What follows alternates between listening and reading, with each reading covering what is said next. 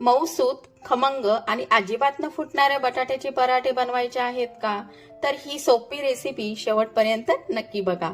सर्वात आधी बटाटे कुकरला लावून 3 ते 4 शिट्ट्या काढून घ्या.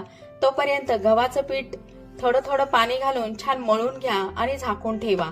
बटाटे थंड झाल्यावर साल काढून किसणीने छान बारीक करून घ्या. असे केल्याने पराठा लाटताना मध्ये मध्ये बटाट्याचा कडक भाग येत नाही आणि पराठे छान एकसूत लाटले जातात आणि ते फुटत नाही. आता कढईमध्ये तेल गरम करून जिरे आणि मोहरीची फोडणी द्या. त्यामध्ये हळद, लाल तिखट घाला. आता किसलेले बटाटे घालून छान परतवून घ्या आणि सगळ्यात शेवटी ताजी कोथिंबीर घाला. आपल्या येथे पराठ्यासाठीचं चविष्ट सारण येथे तयार झालेलं आहे. आता पीठ छानपैकी परत एकदा मळून घ्या आणि त्याचे छोटे गोळे करा. छोटी पारी करून त्यात बटाट्याचं सारण भरा. छान बंद करा आणि हलक्या हाताने पराठा लाटून घ्या. असं केल्याने पराठा अजिबात फुटत नाही. आता गरम तव्यावर पराठा भाजून घ्या.